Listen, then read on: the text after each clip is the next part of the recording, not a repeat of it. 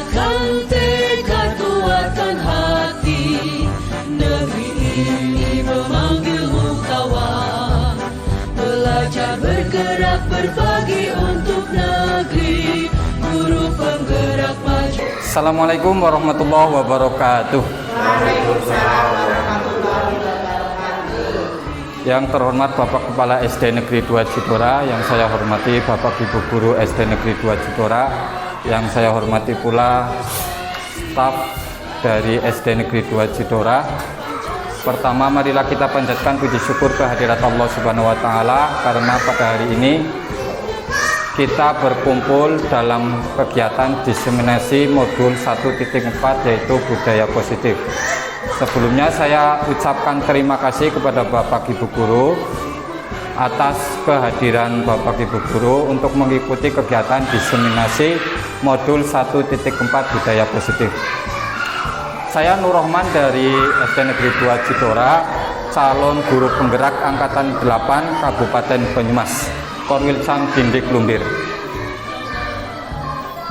Tujuan pendidikan menurut Ki Hajar Dewantoro adalah menuntun segala kodrat yang ada pada anak-anak agar mereka dapat mencapai keselamatan dan kebahagiaan yang setinggi-tingginya, baik sebagai manusia maupun sebagai anggota masyarakat.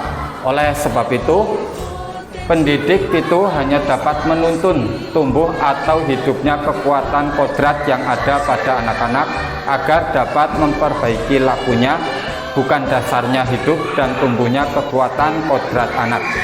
Jadi tujuan Ki Hajar Dewantoro di sini sebagai bapak pendidikan itu adalah menuntun anak kita dari zaman dan kodratnya. Zaman itu artinya apa? Zaman adalah kodrat di mana perkembangan teknologi itu berkembang pesat. Zaman kita terlebih dulu itu mungkin manual, tetapi anak-anak kita sekarang lebih mengedepankan perkembangan iptek ilmu teknologi. Dan juga kodrat alam. Kodrat alam di sini adalah menyesuaikan latar belakang siswa yang ada di lingkungan sekitar. Itu tujuan pendidikan dari Ki Hajar Dewantoro. Nah, budaya positif di sekolah itu apa? Budaya positif di sekolah yaitu nilai dan kebiasaan di sekolah yang berpihak pada murid agar mereka dapat berkembang menjadi pribadi yang kritis, penuh hormat dan tanggung jawab sesuai dengan profil pelajar Pancasila. Jadi apapun nilai dan kebiasaan yang ada di sekolah itu adalah budaya positif. Nah, komponen utama budaya positif itu ada 7. Yang pertama yaitu perubahan paradigma belajar, yang kedua disiplin positif, yang ketiga kebutuhan dasar manusia, yang keempat motivasi perilaku manusia, yang kelima posisi kontrol guru, yang keenam keyakinan kelas, dan yang terakhir yaitu segitiga restitusi. Kita bahas satu persatu. Yang pertama yaitu perubahan paradigma belajar. Dalam membangun budaya positif, sekolah dapat menyediakan lingkungan yang positif, aman, dan nyaman agar siswa mampu berpikir, bertindak mandiri, dan bertanggung jawab. Jadi, pembangunan budaya positif di sekolah yang terpenting adalah menyediakan lingkungan belajar siswa peserta didik agar aman, positif, dan nyaman, agar peserta didik berpikir itu lebih kritis dan mandiri. Disiplin sangat berkaitan dengan kontrol guru terhadap siswa. Nah, ini ada ilustrasi. Anda dan teman Anda akan melakukan cobalah buka. Anda adalah A, tugas Anda adalah mengepalkan salah satu tangan Anda. Coba Anda bayangkan bahwa Anda menyimpan sesuatu yang sangat berharga di dalam kepalan tangan Anda. Anda perlu menjaga benda tersebut sekuat tenaga Anda karena begitu pentingnya untuk kehidupan Anda. Tugas rekan Anda B adalah mencoba dengan segala cara untuk membuka kepalan tangan Anda. Teman Anda B boleh membujuk, menghardik, mengintimidasi, memarahi, menggoda, menggelitik, bahkan menawari Anda uang agar Anda bersedia membuka kepalan tangan Anda. Jadi diilustrasikan, saya mengepalkan tangan yang di dalamnya itu ada barang yang berharga, misal emas. Lah teman saya misalkan Bu Mutolingah pengen membuka kepalan saya. Lah caranya bagaimana Bu Mutolingah membuka kepalan tangan saya, padahal saya tidak mau, barang yang ada di sini itu berharga sekali. Lah terserah mau membujuknya, menghadiknya, mengintimidasi, menggoda ataupun menggelitik. Jadi bebas, yang penting saya mau melakukan pembukaan tangan ini. Nah, apakah Anda atau B membuka kepalan tangan Anda? Nah, saya ini membuka apa enggak? Nah, mengapa saya membuka? Kalau tetap tidak membuka, kenapa alasannya tidak membuka? Begitu. Apakah Anda atau B menutup kepalan tangan Anda? Mengapa alasan Anda atau B tetap menutup kepalan tangan Anda? Yang ketiga, dalam kegiatan ini sesungguhnya siapa yang memegang kendali atau kontrol untuk membuka atau menutup kepalan tangan? Kemungkinan jawaban kita terhadap pertanyaan pertama dan kedua bervariasi antara yang bersedia membuka dan yang tetap bertahan menutup kepalan tangannya. Yang kedua, disiplin positif. Apa makna disiplin positif? Disiplin itu sendiri berasal dari kata bahasa Latin, yaitu dislipina, yang artinya belajar. Disiplin diri dapat membuat seseorang menggapai potensinya menuju kepada sebuah tujuan mulia, sesuatu yang dihargai dan bermakna. Namun dalam budaya kita, makna kata disiplin telah berubah menjadi sesuatu yang dilakukan seseorang pada orang lain untuk mendapatkan kepatuhan. Kecenderungan umum adalah menghubungkan kata disiplin dengan ketidaknyamanan, bukan dengan apa yang kita hargai atau pencapaian tujuan yang mulia. Jadi di budaya kita disiplin itu bermakna negatif, dalam artian karena keterpaksaan. Padahal disiplin itu artinya belajar. Kita manusia itu harus selalu belajar dari buayan ibu sampai yang lahat. Pengertian disiplin menurut istilah, disiplin adalah kemampuan memerintah diri sendiri dalam mengontrol dan menguasai diri untuk memilih tindakan yang mengacu pada nilai-nilai yang kita hargai dengan penuh tanggung jawab tanpa diperintah oleh orang lain. Nilai-nilai yang kita hargai adalah nilai kebajikan, sifat positif pada manusia yang merupakan tujuan mulia yang ingin dicapai setiap individu, yaitu nilai-nilai dalam profil pelajar Pancasila. Nah, ini kebutuhan dasar manusia. Yang ketiga adalah kebutuhan dasar manusia, di mana ada 5 kebutuhan dasarnya. Yang pertama yaitu kasih sayang dan rasa diterima. Yang kedua kekuasaan atau penguasaan. Yang ketiga adalah kebebasan. Yang keempat adalah kesenangan. Yang kelima adalah bertahan hidup.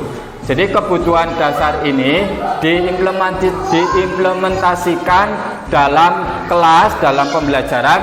Misalkan kita memberikan kasih sayang, kita memberikan sebuah rasa agar diterima oleh peserta didik. Nah, itu kebutuhan dasar manusia. Contoh kasus, misalkan tahun ini Dimas genap berusia 17 tahun. Ia senang sekali ketika ayahnya mulai mengajarkan cara menyetir mobil. Setiap akhir pekan ia berlatih menyetir. Ia terlihat senang sekali berlatih sampai akhirnya ia bisa menyetir mobil dengan baik dan lancar. Ketika ibunya bertanya pada Dimas, apa yang membuat dia ingin bisa menyetir mobil? Ketika jawaban Dimas adalah seperti ini, kebutuhan apa yang ingin dia penuhi? Misalkan di sini kira-kira Dimas kebutuhan dasar manusianya itu apa? Salah satunya adalah kesenangan. Senang, di situ ada kata Dimas terlihat senang sekali berlatih sampai akhirnya bisa menyetir. Jadi ada kebutuhan dasar Dimas yaitu rasa kesenangan. Jadi kita dalam pembelajaran pun kita membuat rasa senang terlebih dahulu di dalam kelas kepada peserta didik. Yang keempat yaitu motivasi perilaku manusia.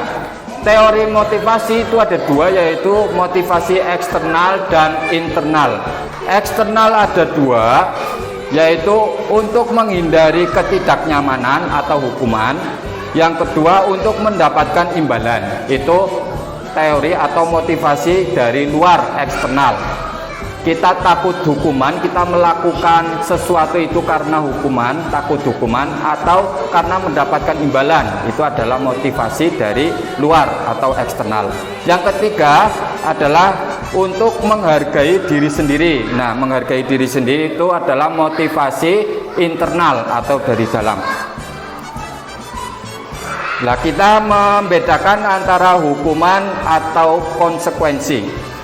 IPA kurang menguasai pelajaran matematika, sehingga pada saat pelajaran tersebut berlangsung, dia telah banyak berdiam diri atau menggambar di buku pelajarannya. Pada saat guru matematikanya Pak Seno menanyakan pertanyaan IPA menjadi gugup dan tak sengaja menjatuhkan tasnya dari kursi, serta tiba-tiba menjadi gagap pada saat berupaya menjawab. Seluruh kelas pun tertawa melihat perilaku IPA yang bicara tergagap dan terkejut tersebut.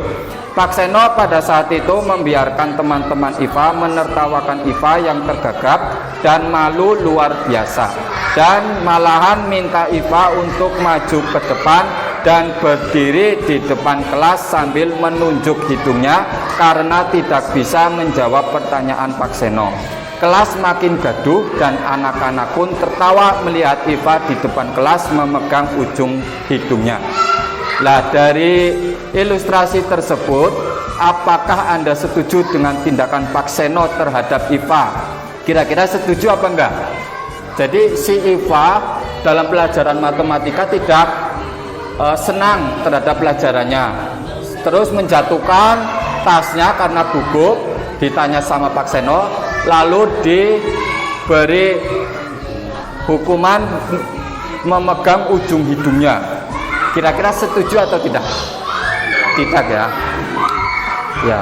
Yang kedua, menurut Anda tindakan Pak Seno terhadap IPA adalah sebuah hukuman atau konsekuensi? Termasuk hukuman atau konsekuensi? Hukuman. Ya. Hukuman.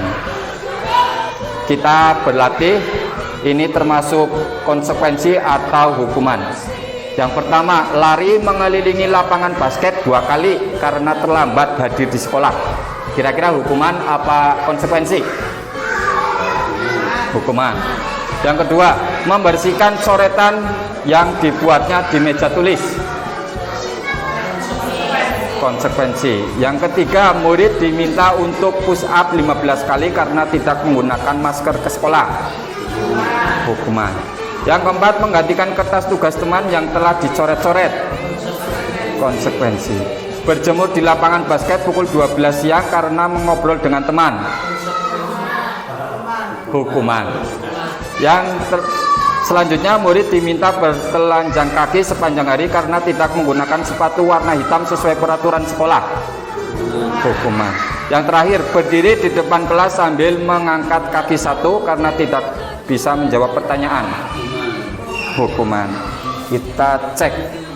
Hukuman, konsekuensi, hukuman, konsekuensi, hukuman. Ya, betul semua ya. Terima kasih Bapak Ibu, sudah hebat sekali. Yang kelima, posisi kontrol guru. Kita sebagai guru itu ada di posisi mana? Ada 5 posisi kontrol guru.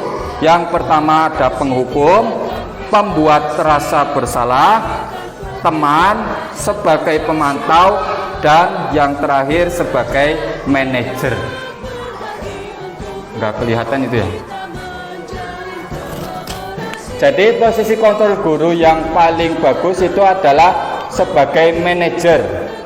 Lah yang paling gagal atau dihindari itu sebagai penghukum. Nah, penghukum contohnya apa?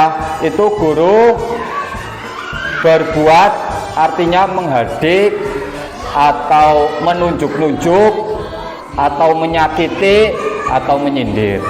Kalau pembuat rasa bersalah itu bilangnya seharusnya titik.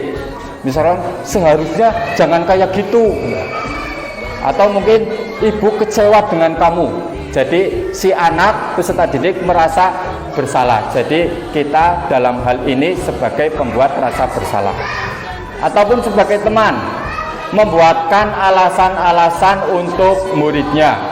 Misalkan ada sebuah permasalahan peserta didik, lalu kita membuatkan alasan-alasan untuk muridnya. Jadi itu sebagai teman. Ataupun sebagai pemantau, itu menghitung dan mengukur. Lalu yang terakhir yang paling bagus, yang dianggap sukses atau berhasil itu manajer, mengajukan pertanyaan-pertanyaan.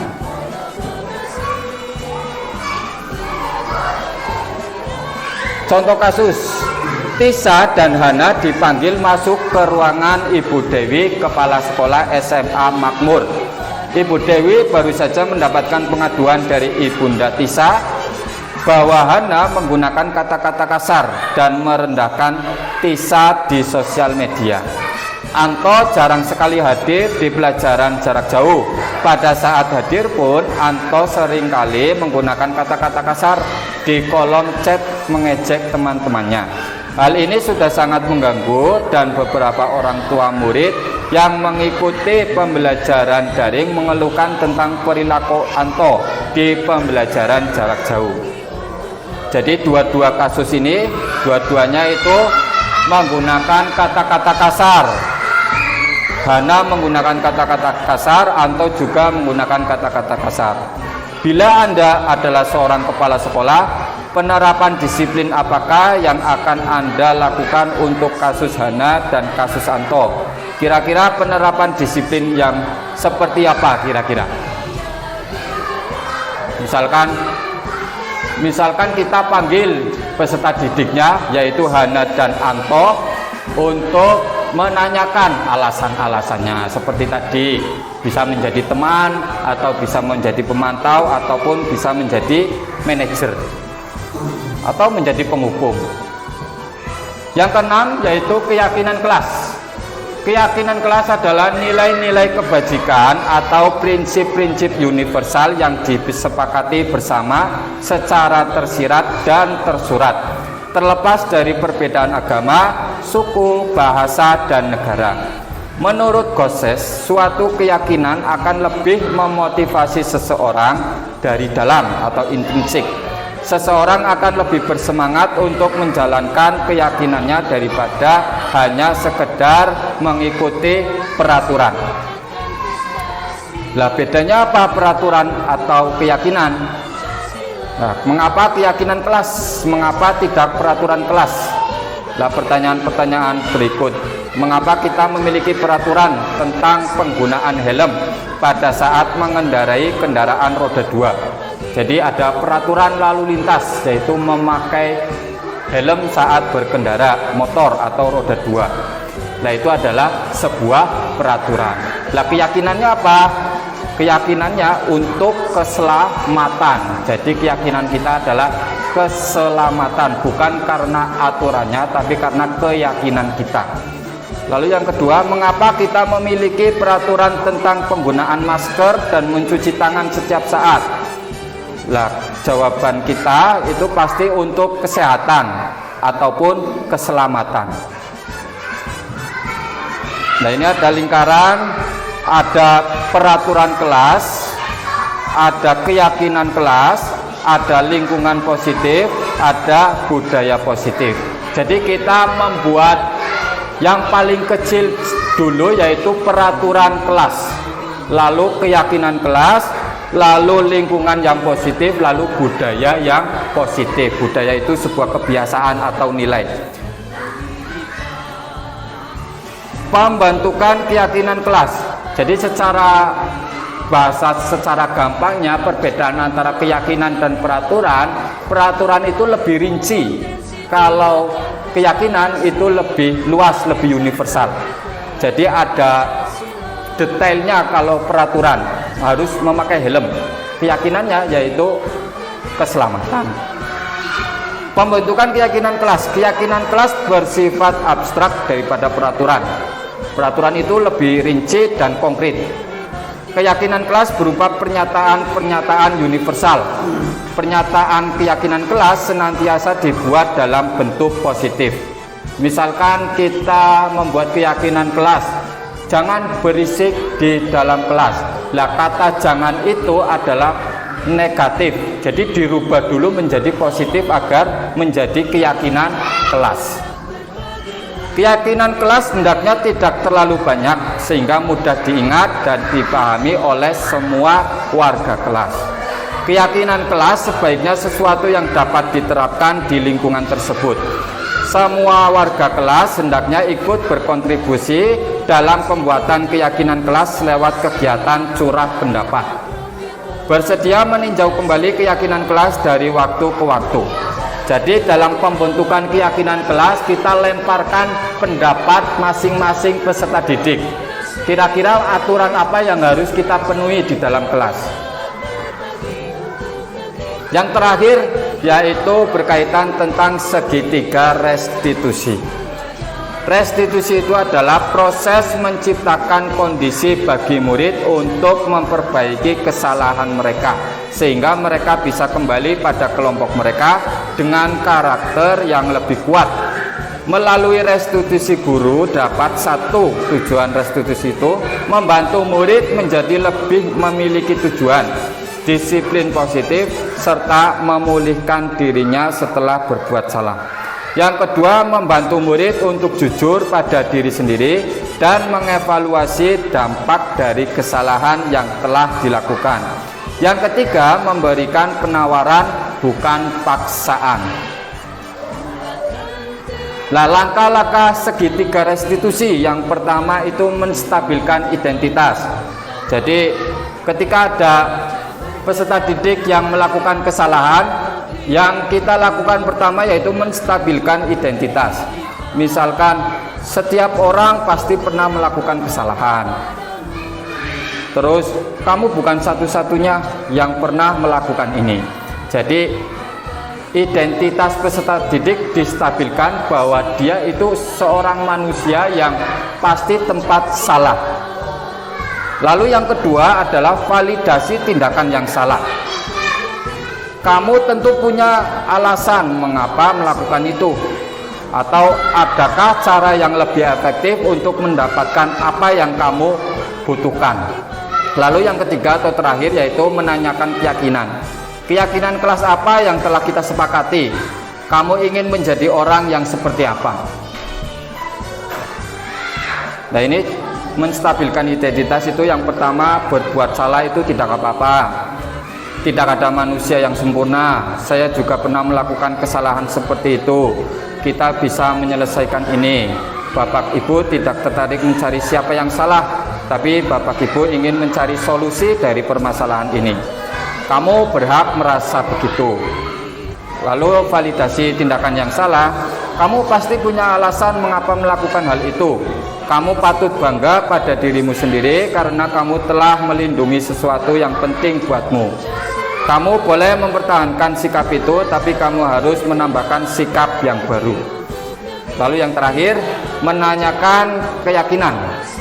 Apa yang kita percaya sebagai kelas atau keluarga? Apa nilai-nilai umum yang kita telah sepakati? Apa bayangan kita tentang kelas yang ideal? Lalu kamu mau jadi orang yang seperti apa? Alhamdulillah, terima kasih sudah selesai. Mungkin ada tanggapan ataupun pertanyaan dari Bapak Ibu Guru, silakan. Kalau tidak ada, cukup? Cukup?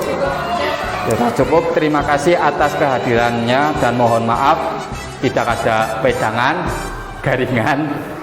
Jadi saya mohon maaf dan terima kasih. Akhirul kalam, wallahul muwaffiq ila aqwamit thoriq. Wassalamualaikum warahmatullahi wabarakatuh.